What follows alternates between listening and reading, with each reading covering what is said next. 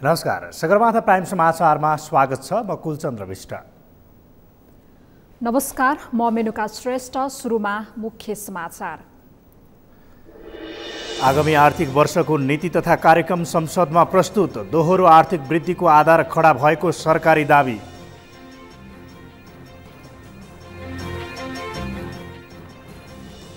जनताले सुख सहितको समृद्धि चाहेको प्रधानमन्त्री ओलीको भनाई। आम नेपालीको सपना पूरा गर्न युवा परिचालन गर्ने उद्घोष। सामुद्रिक आँधी फानीको प्रभाव नेपालमा समेत उच्च। मुलुकभर मेघगर्जन सहित वर्षा र हुण्डरी विपत्तिबाट जोगाउन पूर्व तयारीको अवस्थामा रहेको गृहको दाबी। अख्तियारका आर्थिक अनुशासनको उल्लङ्घन। 1 वर्षमा 3 करोड भन्दा बढी बेरोजो। म्याग्दीमा सिँचाइका अपारदर्शी योजना कार्यान्वयन।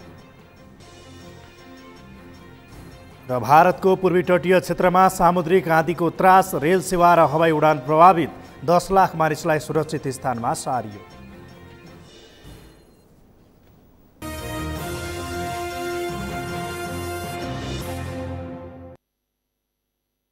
सगरमाथा प्राइम समाचार अब विस्तारमा। सरकारले नयाँ आर्थिक वर्षको नीति तथा कार्यक्रम प्रस्तुत गरेको छ। सङ्घीय संसदबाट नीति तथा कार्यक्रम प्रस्तुत गर्दै राष्ट्रपति विद्यादेवी भण्डारीले मुलुकमा दोहोरो अङ्कको आर्थिक वृद्धिको आधार तयार भएको बताउनु भयो। राष्ट्रपति भण्डारीले वर्तमान सरकारले चालु आर्थिक वर्षमा विकास सम्भव रहेको भन्दै दोहोरो अङ्कको आर्थिक वृद्धिको आधार तयार भएको बताउनु भयो। हरेक दिन 1 कदम अगाडि बढ्ने शैली साथ सरकारले काम गरिरहेको भन्दै राष्ट्रपतिले समृद्धिको आधार तय भएको बताउनु भयो। वर्तमान सरकार गठनपछि राष्ट्रिय अखण्डता र एकता सुदृढ भएको, पुनर्निर्माण उल्लेखनीय भएको, 1000 किमी सडक कालोपत्रे भएको, थप 300 पुलको निर्माण सम्पन्न भएको र डिजिटल नेपालको कार्यढाँचा तयार भएको तथा प्रधानमन्त्री रोजगार कार्यक्रम सुरु भएको नीति तथा कार्यक्रम मार्फत राष्ट्रपतिले उल्लेख गर्नुभयो।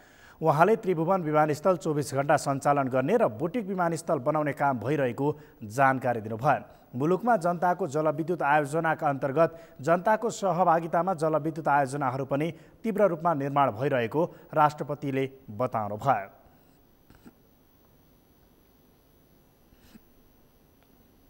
स्वास्थ्य, ऊर्जा, पर्यटन, वित्तीय प्रणाली, राष्ट्रिय परिचय पत्र र सामाजिक सुरक्षा लगायतका सूचनाहरू एकीकृत रूपमा प्राप्त हुने प्रणाली विकास गरिएको छ। सूचना प्रविधिको प्रयोगबाट योजना र कार्यक्रमको प्रत्यक्ष अनुगमन गर्ने प्रणाली कार्यान्वयनमा ल्याइएको छ।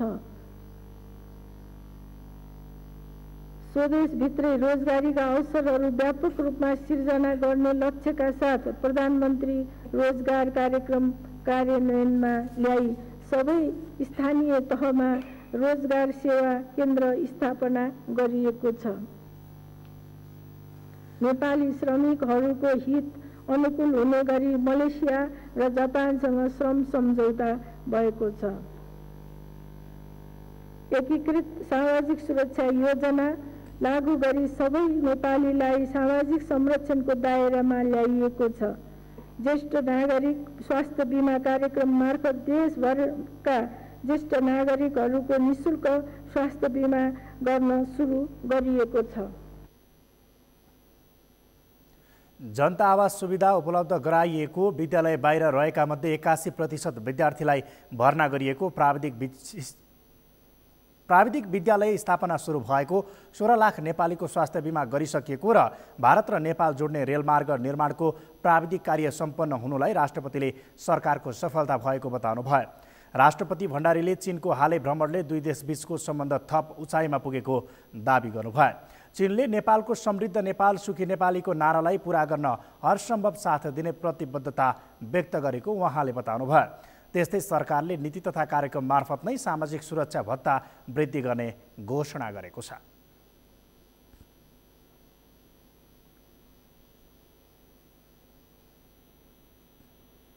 यसै सन्दर्भमा आज हामीले सगरमाथा जनबोलीमा सांसदहरूलाई सोधेका थियौं, आगामी आर्थिक वर्षको नीति तथा कार्यक्रम कस्तो लाग्यो? हेरौं उनीहरूको प्रतिक्रिया उनीहरूकै शैलीमा।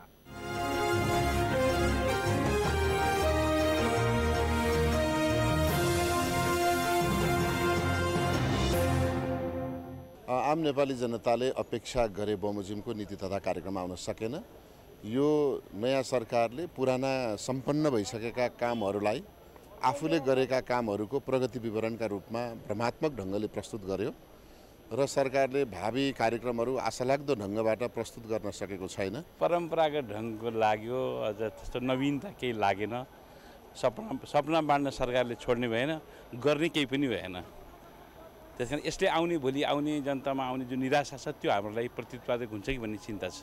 कार्यक्रम धेरै आछ, कार्यान्वयन गर्न बजेट अभावै छ हाम्रो र यो अनुसारको कार्यान्वयन गर्ने हो भने हामीलाई 200 खरबभन्दा बढी बजेट चाहिन्छ। तर अब अहिलेको हाम्रो बजेटको क्यापेसिटीले यो भ्याउन गाह्रो छ। मुलुकलाई अगाडि बढाउने हिसाबले अत्यन्तै मिहिन ढङ्गले चाहिँ त्यसको वर्कआउट गरेर चाहिँ ल्याइएको छ र चाहिँ यसले नै मुलुकलाई समृद्ध बनाउनको निम्ति, सुखी नेपाली समृद्ध नेपालको जुन सोच हो, जुन सङ्कल्प हो, त्यसलाई पुरा गर्नको निम्ति धेरै कुरा समेटेर ल्याइएको छ। अत्यन्तै राम्रो खालको नीति कार्यक्रम चाहिँ अहिले आएको। सबै गाउँ र नगरपालिकाको केन्द्रसम्म ब्ल्याकटप रोड, कालो पत्रे सडक पुर्याउने भन्नेले भनेको छ। त्यसको लागि निकै ठुलो पैसाको आवश्यकता पर्दछ। त्यो काम गर्छु भन्ने कुरा यदि पुरा गर्न सक्यो भने त्यसले पूर्वाधार निर्माणको क्षेत्रमा निकै ठुलो चाहिँ के भने फड्को मार्छ। यस जनबोलीका प्रायोजक हो आफ्नो विश्वास हो त्रिशक्ति सिमेन्ट। प्रधानमन्त्री केपी शर्मा ओलीले सरकारले जनताको सुखसहितको समृद्धि चाहेको बताउनु भएको छ। प्रधानमन्त्री ओलीले समृद्ध नेपाल, सुखी नेपाली, नेपाली जनताको साझा सपना भएको भन्दै त्यसलाई पुरा गर्न सरकार क्रियाशील रहेको दाबी पनि गर्नुभयो। आज SAARC chamber of commerce and इन्डस्ट्रिजका पदाधिकारीहरूसँग आफ्नै सरकारी निवास बालुवाटारमा भएको सामूहिक भेटमा उहाँले नेपाल र दक्षिण एसियाली राष्ट्रहरूको समृद्धिका लागि त्यहाँको युवा जनशक्तिलाई परिचालन गर्नुपर्ने प्रस्ताव पनि अघि सार्नुभयो।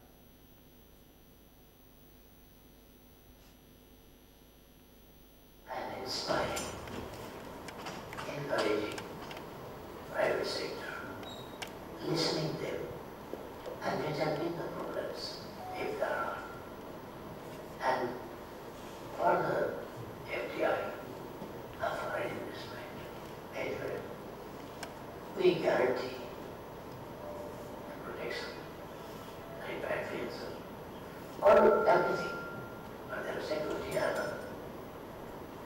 I think on this question also, you have already discussed a lot, and it is not necessary to repeat by me. प्रधानमन्त्री ओलीले नेपालमा लगानी गर्न वैदेशिक लगानीकर्ताहरूलाई पुनः आह्वान पनि गर्नुभयो। उहाँले नेपालमा लगानी गरे त्यसको प्रतिफलको ग्यारेन्टी सरकारले गर्ने पनि बताउनुभयो।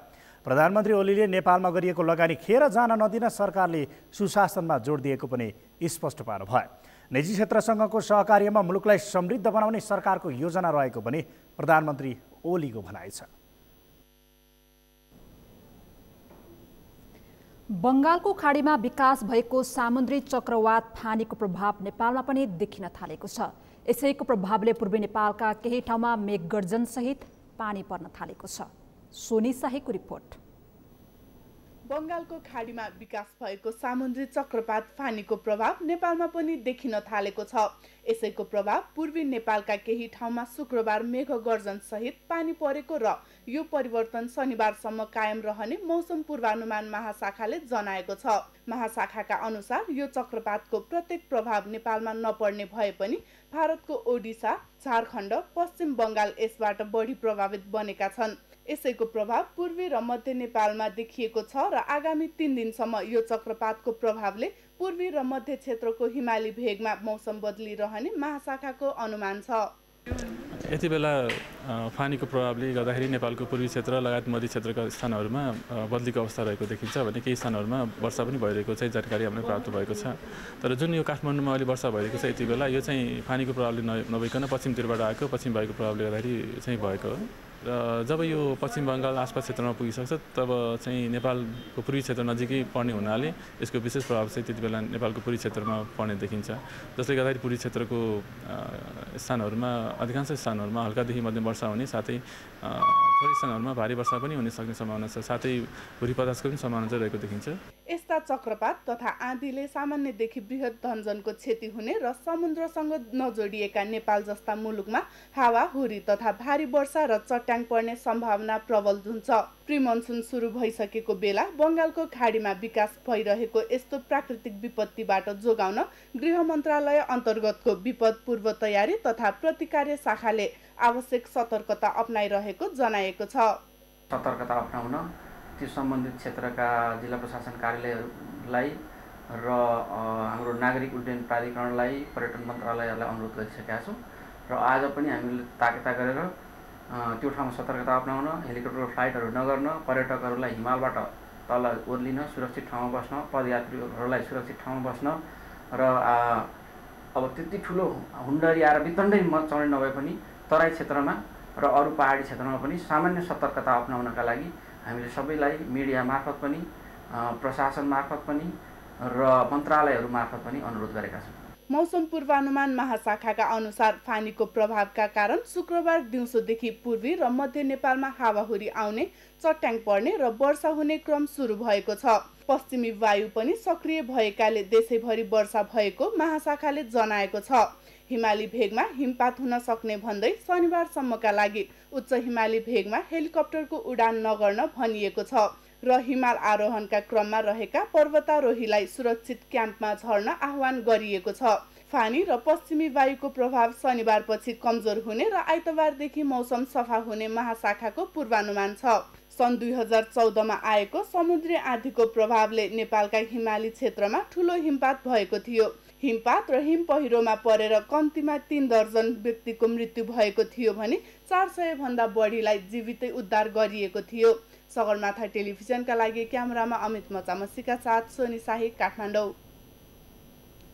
सार्वजनिक निकाय र क्षेत्रमा हुने अनियमितता छानबिन गरी कारबाही गर्ने अख्तियार दुरुपयोग अनुसन्धान आयोगमै आर्थिक अनियमितता भइरहेको तथ्य सार्वजनिक भएको छ। महालेखा परीक्षक कार्यालयका अनुसार अख्तियारमा 1 वर्षको अवधिमा 3 करोड भन्दा बढी पेस्की बेरुजु छ। श्रीकृष्ण सुवेदीको रिपोर्ट। सार्वजनिक सेवा पद र निकायमा हुने अनियमितता छानबिन गरी कारबाही गर्ने संवैधानिक निकाय अख्तियार दुरुपयोग अनुसन्धान आयोग आफै अनियमिततामा डुब्न थालेको छ। अख्तियारका आयुक्त राजनारायण पाठकको घुसकाण्ड सिलाउन नपाउँदै आयोगमा 1 वर्षमै कुल बजेटको 3.3% पेस्की बेरुजु देखिएको छ। विगतका वर्षहरूमा बेरुजु नरहेको आयोगमा यो वर्ष 3,06,62,000 रुपियाँ पेस्की बेरुजु महालेखा परीक्षकको कार्यालयले औँल्याएको छ। अख्तियारको बेरुजु चाहिँ अहिले हामीले जम्मा 3.3% चाहिँ त्यो देखिएको छ। त्यहाँ यो पेस्कीको बेरुजुहरू त्यो रहेका छन्। अख्तियार दुरुपयोगमा चाहिँ अनुसन्धान आयोगमा 3,06,62,000 को बेरुजु छ। पछिल्लो समय भ्रष्टाचार र घुसखोरीमा अख्तियार दुरुपयोग अनुसन्धान आयोगले मुद्दा दायर गरेको तथ्यबाट पनि प्रष्ट हुन्छ कि नेपालमा भ्रष्टाचारको जालो दिन प्रतिदिन बढिरहेको छ। तर अख्तियारभित्रकै अनियमिततामा भने आश्चर्यको विषय बनेको छ। सरकारी निकायमा उदासीनता तथा सार्वजनिक तहमा रहेकाहरूको उत्तरदायित्व र जवाफदेहिता अभावका कारण नेपालमा आर्थिक अनियमितता र अराजकता बढ्दै गएको जानकारहरूको ठम्याइ छ। कर्मचारीहरूले र कर्मचारी बाहेक राजनीतिक नेतृत्व तहले पनि कुनै पनि काम गर्नको लागि चाहिँ आफै पेस्की लिने, पेस्की फर्सोट नगर्ने अर्थात् कामहरू नगर्ने,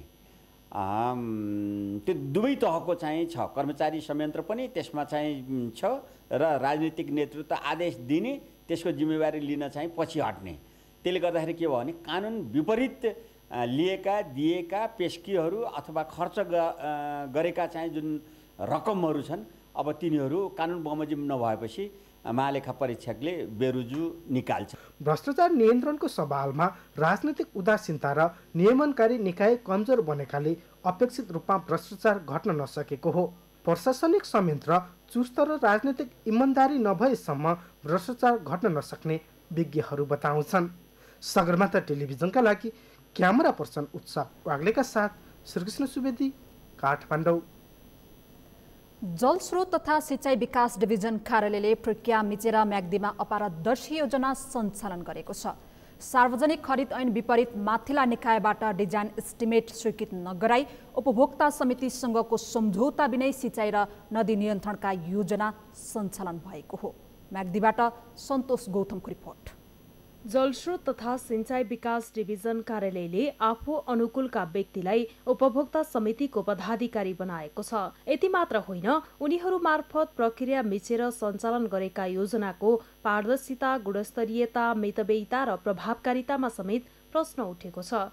1 करोड 33 लाख रुपियाँ लागत अनुमान गरिएको बेनी नगरपालिका 5 पुलाचौरको मूल गोठाल्नी 40 सिंचाई आयोजना सम्झौता बिनै निर्माण थालिएको छ। कार्यालयले नक्कली उपभोक्ता समिति बनाएर ठेकेदार मार्फत काम गर्न खोजेको उपभोक्ताको आरोप छ।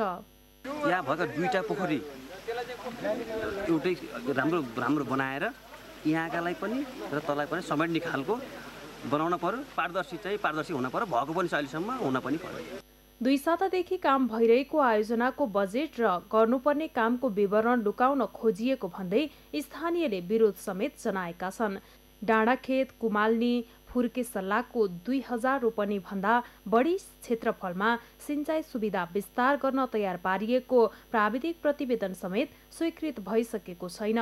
चालु आर्थिक वर्षमा 50 लाख रुपियाँ बजेट विनियोजन भएको यो आयोजनाको उपभोक्ता समितिका पदाधिकारीले सम्झौता नभए पनि कार्यालय प्रमुखको मौखिक निर्देशनको आधारमा काम सुरु गरेको बताएका छन्।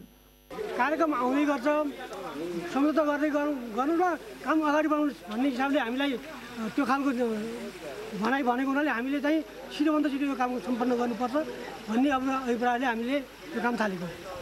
धानको ब्याट राख्न आवश्यक पर्ने सिंचाइका लागि पानी आपूर्ति गर्न ढिलाइ भएपछि बजेट पाउने आशामा सम्झौता बिनै काम गरेको उनीहरूले बताएका छन्। डाँडाखेत, कुमाल्नी, फुर्के सल्लाहको 2000 रोपनी भन्दा बढी क्षेत्रफलमा सिंचाई सुविधा विस्तार गर्न आयोजनाले परामर्शदाता मार्फत तयार गरेको प्राविधिक प्रतिवेदन अझै स्वीकृत भइसकेको छैन। एस्टिमेट तयार पारेर स्वीकृत गराउन प्रक्रियागत ढिला सुस्ती हुने भएकोले उपभोक्ताको दबावले गर्दा प्रक्रिया नमिले पनि काम गर्न सहमति दिएको कार्यालयले जनाएको छ। कुरो के छ भने उपभोक्ता समिति विश्वसनीयता हुन्छ, अफिसबाट हाम्रो त्यही अनुसारको काम हुन्छ, हामीलाई चाहिँ गर्नुहुन्छ भन्ने उहाँले विश्वास लिनुभयो। विश्वास लिइसकेपछि तपाईँले चाहिँ त्यो चाहिँ भोलि बिहान चाहिँ सम्झौता नभए पनि म चाहिँ तपाईँले यो काम गरेको रूपमा चाहिँ पेमेन्ट हुन्छ, तपाईँले ढुक्क हुनुहोस्, काम गर्नुहोस्, यो चिजहरू गर्नुहोस्, यी चिजहरू गर्नुहोस् भनेर हाम्रो इस्टिमेट अनुसार हाम्रो कुरा मन्त्रालयमा चाहिँ हामीले फाइल पठाइसकेपछि यहाँलाई काम गर्नुहोस् भने चाहिँ अब आजभोलिमै सम्झौता हुन्छ। अर्को चाहिँ काम जे गर्नुभएको छ त्यही अनुसार सम्झौता गरेर पेमेन्ट गर्ने हो। चालु आर्थिक वर्षमा विनियोजन भएको बजेटबाट मुहानमा 180 घनमिटर क्षमताका 2वटा पुराना सिंचाई पोखरी मर्मत गर्ने लक्ष्य छ। यस अतिरिक्त 700 मिटरको नहर समेत निर्माण गर्ने तयारी भएको छ। तर एस्टिमेट र सम्झौता बिनै निर्माण कार्य सुरु हुँदा सुशासन कायम गर्ने र भ्रष्टाचारमा शून्य सहनशीलता अपनाउने सरकारी नीतिमाथि नै चुनौती थपिएको छ। सगरमाथा टेलिभिजनका लागि म्याग्दीबाट सन्तोष गौतमको रिपोर्ट। प्रमुख निर्वाचन आयुक्त दिनेश कुमार थपलियाले निर्वाचन आयोगका सम्पूर्ण काम कारबाही निर्वाचनलाई सर्वस्वीकार्य बनाउने मान्यताद्वारा निर्देशित हुने बताउनु भएको छ। नवनियुक्त प्रमुख निर्वाचन आयुक्त थपलियाले निर्वाचन प्रणालीमा सुधार गरेर सुशासनको आधार तयार पार्न आयोग लागि पर्ने प्रतिबद्धता पनि व्यक्त गर्नुभयो। आज विश्व प्रेस स्वतन्त्रता दिवसको अवसर पारेर काठमाडौँमा आयोजित एक कार्यक्रममा उहाँले निर्वाचनलाई सर्वस्वीकार्य बनाउन सञ्चार माध्यमहरूको भूमिका महत्त्वपूर्ण हुने विश्वास व्यक्त गर्नुभयो। प्रमुख निर्वाचन आयुक्त थपलियाले निर्वाचन प्रणाली सुधारका लागि सञ्चार क्षेत्रसँग गम्भीर बहस गर्ने योजना पनि अघि सार्नुभयो। प्रमुख निर्वाचन आयुक्त थपलियाले निर्वाचन प्रणालीको सुधारका लागि सूचना प्रविधि युक्त निर्वाचन प्रणाली व्यवस्थापनको कामलाई आयोगले उच्च प्राथमिकताका साथ अघि बढाएको पनि बताउनुभयो।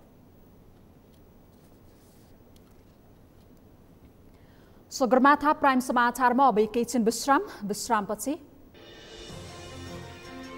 काठमाडौँ उपत्यकामा प्रदूषणको मात्रा उच्च, प्रदूषण मापन प्रविधि र यन्त्रको अभाव, प्रदूषण कम गर्न भित्राइएका विद्युतीय बस पनि अलपत्र। विश्व प्रेस स्वतन्त्रता दिवसका अवसरमा नेपालभर विभिन्न कार्यक्रम सम्पन्न। प्रेस स्वतन्त्रता हननका घटना अझै रोकिएनन्। र भारतको पूर्वी तटीय क्षेत्रमा सामुद्रिक आदिको क्रस रेल सेवा र हवाई उडान प्रभावित 10 लाख मानिसलाई सुरक्षित स्थानमा सारियो।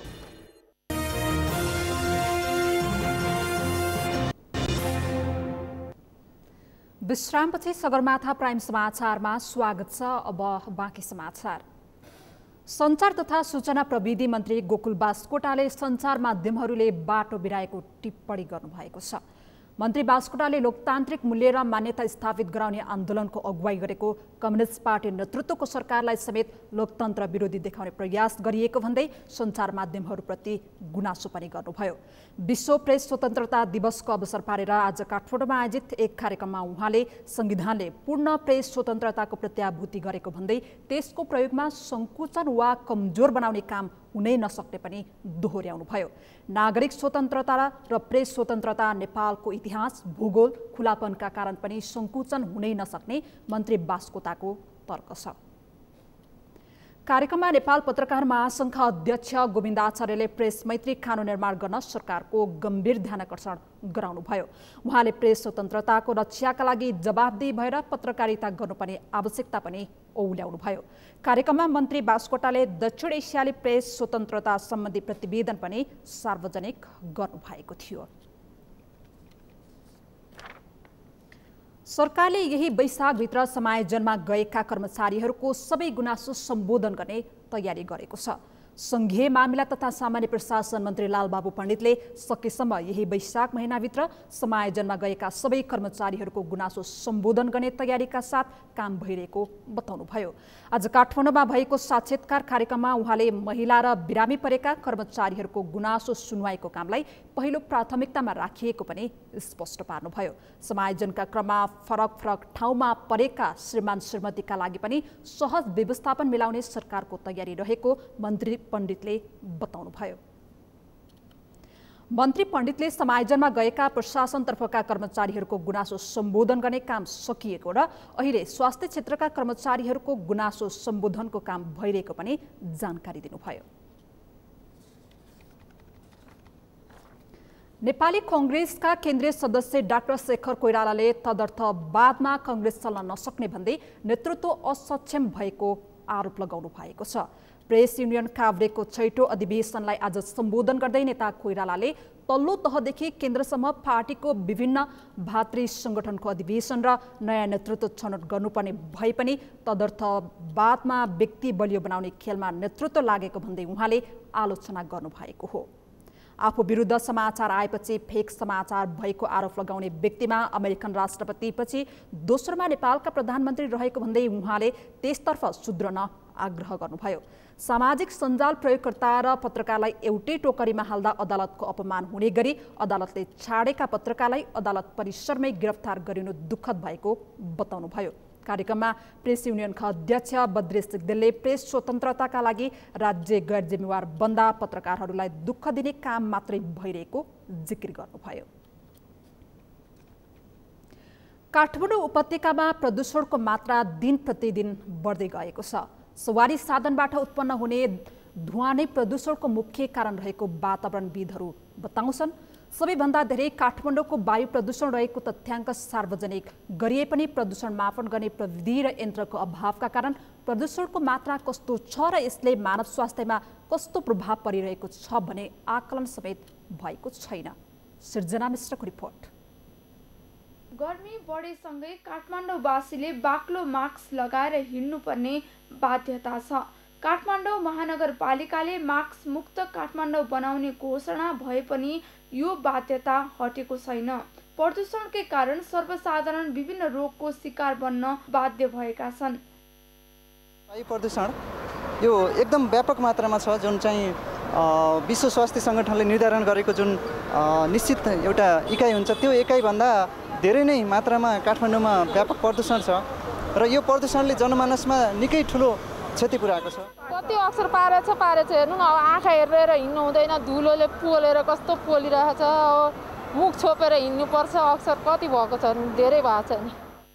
धुवाँ धुलोले आक्रान्त बनाएको काठमाडौँको अवस्था कस्तो छ भनेर जाँच गर्न काठमाडौँका स्वयम्भू र टेकु, ललितपुरको एकान्त कुना र भक्तपुरमा प्रदूषण मापन गर्ने मेसिन राखिएका छन्। जापान तथा बेलायतबाट ल्याइएका यी उपकरणले सवारी साधनले उत्पादन गर्ने प्रदूषणको मापन गर्ने गरेको छ। राजधानीमा चल्ने 50% भन्दा बढी सवारीको प्रदूषण फेल भएकाले यहाँको वातावरण अस्वस्थकर बन्दै गएको हो।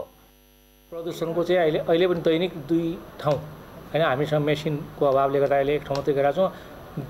दुईटा मेसिन प्राप्त भएको बेला 2 ठाउँमा र एउटा मात्रै मेसिन प्राप्त भएको बेला 1 ठाउँमा गरिरहेका छौँ र दिनको लगभग 60-62 वटा सवारी साधनलाई हामीले चेक जाँच गरिराखेका छौँ र त्यसमा राम्रो परिणाम छ। लगभग 50% सवारी साधनहरू चाहिँ प्रदूषण चेक जाँचमा फेल भएको अवस्था छ। प्रदूषण मापन गर्ने उपकरणले प्रभावकारी काम गर्न नसक्दा वातावरण कति प्रदूषित छ भन्ने यकिन छैन, जसको प्रत्यक्ष मार सर्वसाधारणमा पर्छ। सरकारले 4 पाङ्ग्रे सवारी साधनको प्रदूषण मापन गरे पनि 2 पाङ्ग्रे सवारीको मापन गर्न सकेको छैन। काठमाडौँमा सबैभन्दा धेरै 2 पाङ्ग्रे सवारी सञ्चालनमा छन्। 2074 भदौ 1 गतेदेखि चाहिँ नेपालभरिका महानगरपालिका र उपमहानगरपालिकामा चाहिँ यो हरियो स्टिकरको मापदण्ड लागू गरिएको छ। तर अहिले हामीसँग भएका यदि मेसिनहरू जम्मा 20 सेट मेसिन नयाँ खरिद गरिएका हुन्। पहिला 3 सेट जति होला, जम्मा 23 सेट मेसिन जति प्रयोगमा छन्। 23x2 गरेर 46 वटा मेसिन, 23 वटा पेट्रोलका, 23 वटा डिजेलका। त्यो समग्र नेपालभरिको चाहिँ सवारीको चापलाई धान्न सक्ने अवस्थामा चाहिँ पक्कै पनि छैन। विश्वको वातावरणीय अवस्था हेर्दा पनि नेपाली आकाशको वायु प्रदूषण बढ्दो छ। यो याम नेपालीका लागि दुःखको कुरा हो। वायु प्रदूषण रोक्न वातावरण सफा बनाउनु पर्छ। यसका लागि वायु प्रदूषण हुने क्रियाकलापलाई बन्द गर्नुपर्छ अनि बढी कार्बन उत्पादन गर्ने सवारी साधन तथा अन्य कर कारखानालाई पनि नियमन गर्नुपर्छ, नत्र वायु प्रदूषणकै कारण धेरैको स्वास्थ्य जोखिममा पर्नेछ। सगरमाथा टेलिभिजनका लागि क्यामेरामा अजय हाकाजुका साथ सृजना मिश्र, काठमाडौँ। नेपालको संविधान 2072ले पूर्ण प्रेस स्वतन्त्रताको प्रत्याभूत गरे पनि नेपाली प्रेसले अहिले पनि पूर्ण स्वतन्त्रताको प्रत्याभूत गर्न सकेका छैनन्।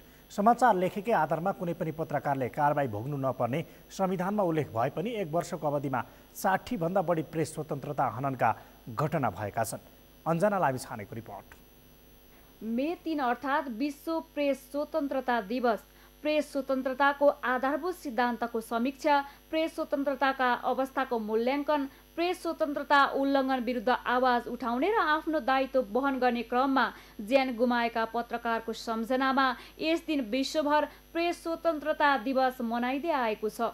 यो वर्ष लोकतन्त्र र शान्तिका लागि मिडिया, इन्टरनेट युगमा पत्रकारिता र निर्वाचन भन्ने नारासहित नेपालमा पनि 26औं विश्व प्रेस स्वतन्त्रता दिवस मनाइएको छ। तर संविधान सभाबाट संविधान जारी भई सबै खाले राजनीतिक परिवर्तन संस्थागत भइसक्दा पनि नेपालमा यो बीचमा प्रेस स्वतन्त्रता सूचकमा सुधार आउन सकेको छैन। देशको सञ्चार क्षेत्रलाई संघीय ढाँचामा लानको लागि, सिङ्गो सञ्चार क्षेत्रको पुनः संरचना गर्नको लागि सञ्चार सम्बन्धी नीति कानुनहरू तिनै तहले बनाउने कानुनहरू, प्रेस स्वतन्त्रता मैत्री कानुन बनाउनको लागि र सिङ्गो सञ्चार क्षेत्रलाई संघीय ढाँचामा लगेर स्वरोजगारमूलक साना लगानीका र दुर्गम क्षेत्रबाट सञ्चालित सञ्चार माध्यमहरूको प्रवर्धन र विकासको लागि पनि पत्रकार महासङ्घले आवाज उठाउनु पर्नेछ। विश्वभरिका आम सञ्चार माध्यम र सञ्चारकर्मीको दिशा र दशा अनुगमन गर्ने अन्तर्राष्ट्रिय संस्था रिपोर्ट्स विथआउट बोर्डरको प्रतिवेदनमा यो वर्ष पनि नेपाल प्रेस स्वतन्त्रता कम हुने मुलुकको 106 नम्बरमा परेको छ। 2015, 16 र 17मा नेपाल यो सूचीको 105औं नम्बरमा परेकोमा 2018 र यो वर्ष 106औं स्थानमा धकेलिएको हो। यसले नेपालमा प्रेस स्वतन्त्रता कमजोर भइरहेको प्रश्न हुन्छ। तर सरकारले भने प्रेसमाथिको विश्वास नै खस्किएको आक्षेप लगाइरहेको छ। मिडियाले आफ्नै एम्बुसमेन्ट राख्नुपर्छ, त्यो एउटा राख्नुपर्छ। मिडिया हाउसहरूले उसले स्वयं घोषणा गर्नुपर्छ कोड अफ कन्डक्ट उसको के हो र उसले फेरि सूचित गर्नुपर्छ कि 6 महिना वा कति हुन्छ मैले के गरेँ भनेर। यो बीचमा बिना पूर्जी पत्रकार पक्राउ तथा पार्टी कार्यकर्ता र सुरक्षाकर्मीबाट हुने गरेको कुटपिट जस्ता घटना बढेका छन्। यता पत्रकार सम्बद्ध सङ्घ सङ्गठनका अगुवा भने प्रेस स्वतन्त्रता हननका घटना निरन्तर बढ्नुमा स्वयं सरकार अनुदार हुनुको परिणाम ठान्छन्। लोकतन्त्रको लागि लडियो, गणतन्त्रको लागि पनि लडियो, तपाईँ हामीले प्रेस स्वतन्त्रको लागि धेरै लड्यौँ पनि, तर आज दुर्भाग्य यत्रो चाहिँ लोकतन्त्रको निम्ति सङ्घर्ष गर्नुभएका नेताहरू, हाम्रो राजनेताहरू, हाम्रा अग्रजहरू जसले प्रजातन्त्र मानवाधिकार स्वतन्त्र प्रेसको निम्ति लड्नुभयो, उहाँहरू नै सरकारमा सत्तामा भएको बेलामा लेखे बापत जेल जानुपर्ने, लेखे बापत हतकडी लाउनु पर्ने दिन आयो। यो दुर्भाग्य हो। आज पनि हाम्रा साथीहरू विभिन्न विचार र आस्थाका आधारमा होस् या पत्रकारिता गरेका आधारमा होस् फेरि पनि जेल जानुपर्ने, नेल ठोकिनुपर्ने जुन परिस्थिति आएको छ त्यसको हामी जोरदार रूपमा घोर भर्त्सना गर्दछौँ।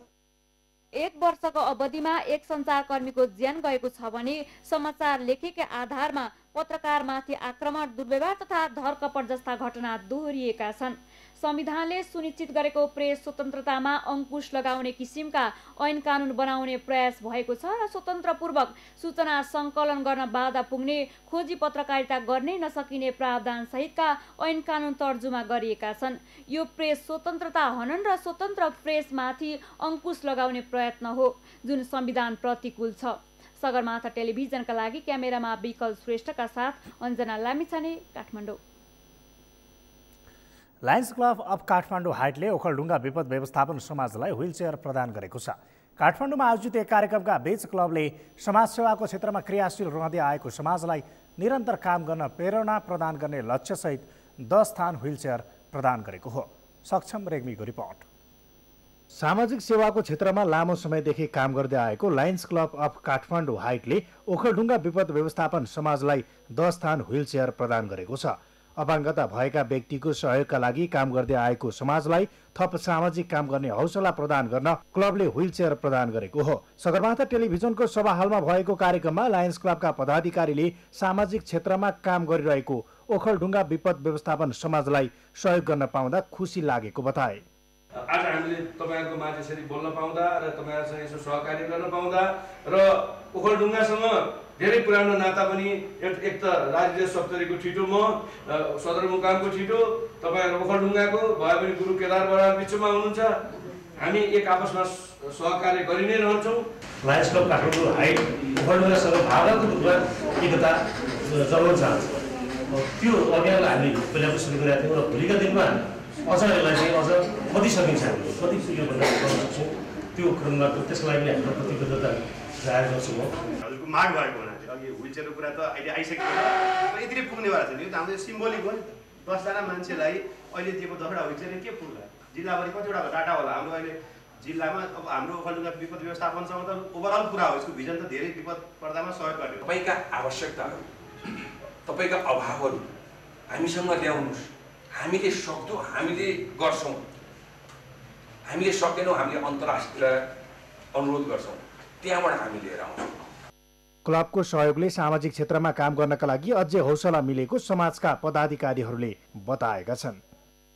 हाम्रो ओखलढुङ्गामा पीडित व्यक्तिहरूलाई चाहिँ सरकारी निकायबाट उहाँहरूसँग सहकार्य गरेर हामी यो वितरण गर्नेछौँ र यस्ता कार्यक्रम फेरि पनि निरन्तर दिनेछौँ र हामीलाई सहयोग गर्नुहुने आदरणीय दाइहरूलाई धेरै धेरै धन्यवाद दिँदै हामी विपद व्यवस्थापन सक्रिय भएर ओखलढुङ्गाको निम्ति अगाडि बढ्ने प्रतिबद्धता जनाउँदछु। हाम्रो ओखलढुङ्गा विपद व्यवस्थापन समाजलाई जुन व्हीलचेयरहरू दिएर जुन एउटा चाहिँ मानवीय उद्धारको जुन काम गर्नुभएको छ त्यसको लागि लायन्स क्लब अफ काठमाडौँ हाइटलाई म मरिमरि धन्यवाद दिँदै आगामी दिनमा डिजास्टर म्यानेजमेन्टमा विपद व्यवस्थापनमा यहाँहरूसँग सहकार्य गर्ने हाम्रो तीव्र इच्छा छ।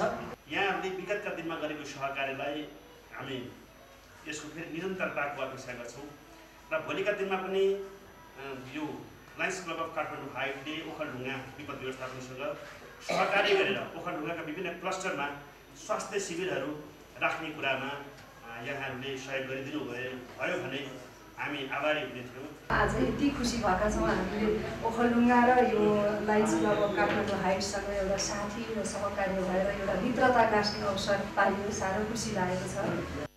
विक्रमसम्म 2072 साल वैशाख 12 गते नेपालमा गएको महाभूकम्पपछि प्रकोप व्यवस्थापन गर्ने उद्देश्यले स्थापना भएको ओखलढुङ्गा विपद व्यवस्थापन समाजले त्यसपछि निरन्तर रूपमा समाजसेवाको काम गर्दै आएको छ। समाजले विभिन्न प्रकोपमा परेका व्यक्तिको उद्धार तथा राहतको काम गर्दै आएको छ। सगरमाथा टेलिभिजनका लागि क्यामेरामा प्रताप लामाका साथमा सक्षम रेग्मी, काठमाडौँ। सगरमाथा प्राइम समाचारमा पुनः एकैछिन विश्रामपछि भारतको पूर्वी तटीय क्षेत्रमा सामुद्रिक आँधीको त्रास, रेल सेवा र हवाई उडान प्रभावित, 10 लाख मानिसलाई सुरक्षित स्थानमा स्थानान्तरण। र आइपिएलमा आज किङ्स 11 पन्जाब र कोलकाता नाइट राइडर्स भिड्दै प्लेअफमा पुग्न दुवैलाई जित्नै पर्ने दबाव।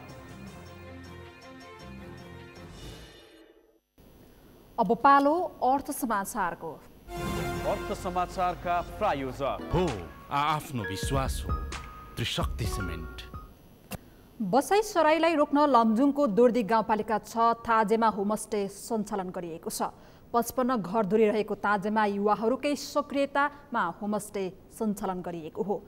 गाउँको अर्गानिक उत्पादन र संस्कृतिसँग जोडेर होमस्टे सञ्चालन भएसँगै ताजेका युवाहरू गाउँ फर्किएका हुन्। युवा पलायनको क्रम बढेपछि स्थानीयहरू होमस्टेको अभियानमा जुटेका हुन्। सुरुमा गाउँको 3 घरमा होमस्टे सञ्चालन गरिएको थियो।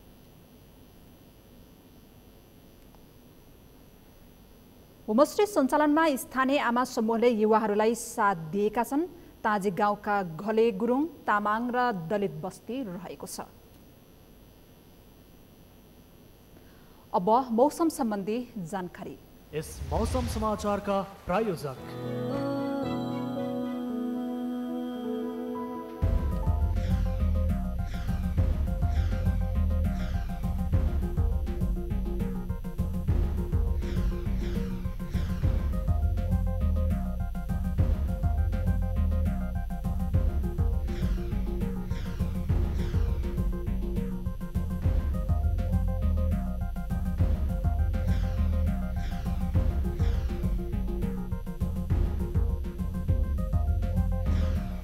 यस मौसम समाचारका प्रायोजक